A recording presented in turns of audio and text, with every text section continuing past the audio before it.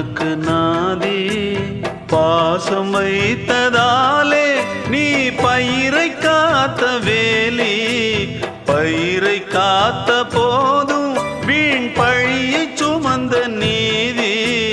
சாமி வந்து கேட்டிடுமா வீண் பழியை தீர்த்திடுமா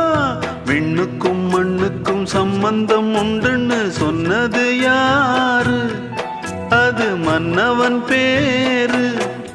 அந்த வானத்தை போல மனம் படைச்ச மன்னவனே